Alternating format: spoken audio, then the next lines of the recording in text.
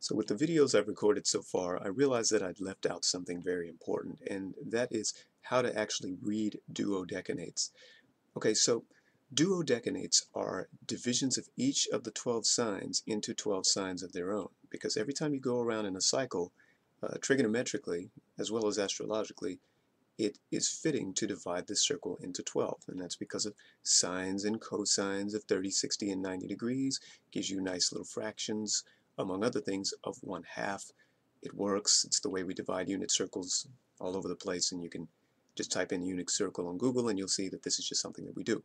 The unit circle is naturally divided into 12 for geometric reasons, stability's sake. Okay, but if you think about a sign as having a start and an end, a sign can be considered a cycle in itself, and so you can divide each sign into its own set of 12. 30 degrees divided by 12 is 2.5. So a 2.5 degree slice of any sign is called a duodecanate. Now, duodecanates, the way I learned them, start at 0 degrees, and so we start at 0 Aries, and we move through here, and then we go to 0 Taurus, and so on. And they start with the character of the sign that you're in. So 0 to 2.5 is the Aries duodecanate of Aries. And then 2.5 to 5 is the Taurus duodecanate of Aries. Now I have to be careful here because I'm using signs. Notice like Aries, Aries is what we're doing. But when you get to Taurus, 0 to 2.5 degrees Taurus is the Taurus duodecanate of Taurus. It's not the Aries duodecanate. It starts at Taurus. And so it ends all the way at 27.5 to 30 degrees Taurus being the Aries duodecanate, because it goes Taurus, Gemini, Cancer, Leo, etc. And then it gets to Pisces right here, and then it starts again at Aries.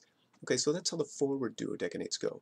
And basically what they do is they tell you the overall style of planets there. So for example, FDR, Franklin Delano Roosevelt, a great U.S. president here, has his Lilith in the 25 to 27.5 duodecanate of Leo. And that means that the character of his Leo is going to be Gemini. Sure, he's rebellious in the way that he presents himself, but he's specifically rebellious in what he says in his private opinions, his internal monologue. I shouldn't say private opinion, it's his inner thoughts being broadcast out. Okay, so that's just style though. And for the longest time, that was my extent of work with duodecanates. When I started studying the higher harmonics, though, I found that that was not good enough. And the statistics basically showed that the duodecanates go backwards. Okay, so if you're going to do Aries, Aries, you're talking about style. But if you're talking about angles and the actual expression of a planet, you have to go the other way around, and you actually have to start from the opposite side. So our astral wheel starts at 0 Aries and goes like this. But our harmonics start at 30 degrees Pisces and go like this. And so if you have a planet right here between 27.5 and 30 degrees Pisces, then you're in the last duodecanate of Pisces, yes, but you're actually in the first one in terms of harmonic, and it has to do with frequencies, right? You know how frequencies and wavelengths work. As one goes up, the other one goes down. As the wavelength stretches out and becomes longer, the frequency becomes shorter. So it's the same thing here. This is actually where conjuncts live. So if you have a planet here, that expression of that planet will activate your conjuncts. These are regular conjuncts in astrology. Now if you go this way though, and we get to vertex, we've counted 1, 2, 3, 4, 5, 6, 7, 8 duodecanates in. So although in the normal direction this would be Pisces, Aries, Taurus, Gemini, and Cancer. This would be the Cancer duodecanate of Pisces. According to harmonics, this would go conjuncts, oppositions, trines, squares, quintiles, sextiles, septiles, and octiles. It would be the octile duodecanate of Pisces. In other words, the octile duodecanate of Pisces and the Cancer duodecanate of Pisces are the same thing. One describes the style, the other one describes the behavior. Now when you've got planets, I've found, especially now working with all these harmonics, that really it's the angle that's important. So we're not really looking at styles anymore. So what that means is that Take FDR's Mercury. FDR's Mercury right here is in 2712, and so that's the second to last here. So that's oppositions. His problem solving is problem solving in a way that is associated with his own um, bodily presence. And that's interesting because you know that after a while, World War II, good as he was as a president, took its toll on his bodily presence. It's like his problem solving was all spent, and so it affected his body. These are 14s. I talk about them in my books, um, in Full Spectrum Astrology. But so that's where I'm getting this. I'm not just getting it from the air. Um, 14s as in 1, 2, 3, 4, 5, 6, 7, 8, 9, 10, 11, 12, 13, 14. Okay, so it's in opposition against an Aquarius background, people talking about his physical presence, his self-worth, and his value. Okay, so when you read planets in your chart, here's the punchline and the reason I'm recording this. When you read planets in your chart, it's true that the planets tend to take on the style of the sign and the duodecanate they're in when you go by style. But it's also true that those planets tend to activate certain kinds of angle behaviors. So take a look at FDR's Sun, for example.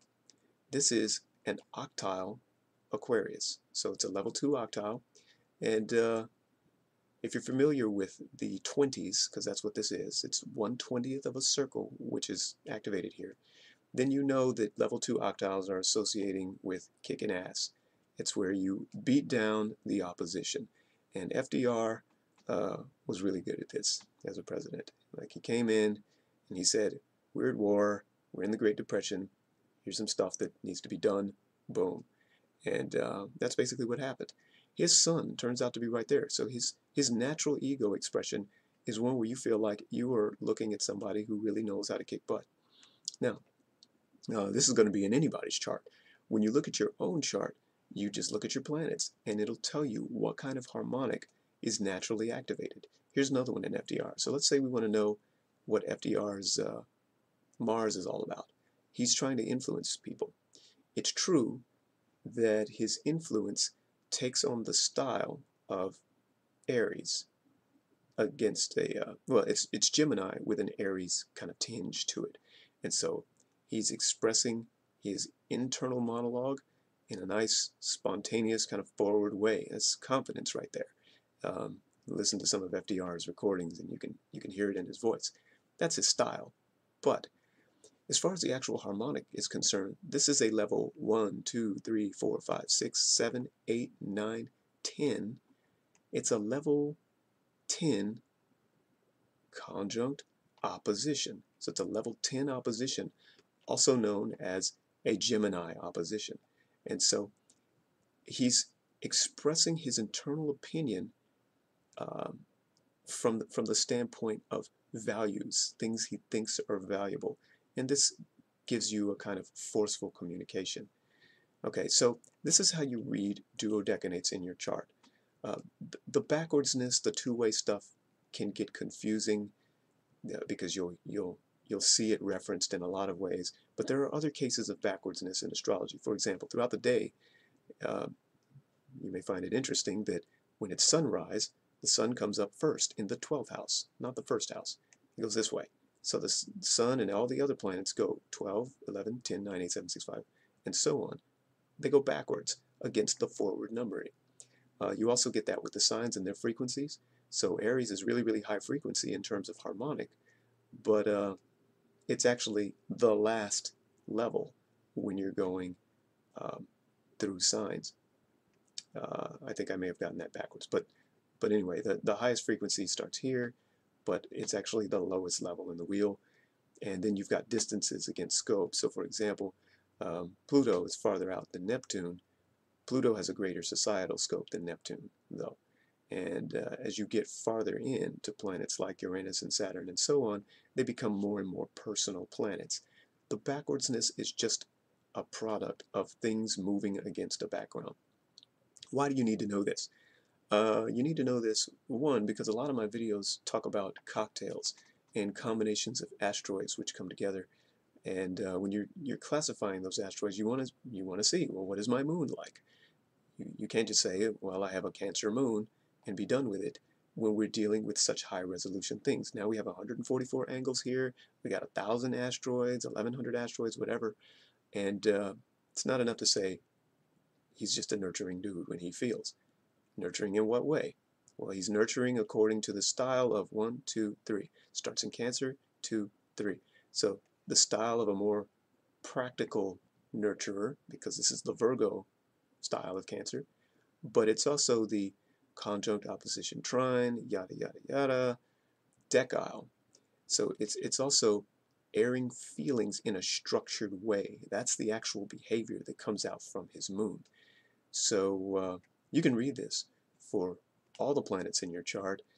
Um, some people might argue that this is splitting hairs. There's no way that that the signs have this level of detail. I kind of thought that in the very beginning, but actually, if you take a look at just the math, there's a particular function, by the way, which is really, really useful for graphing all this.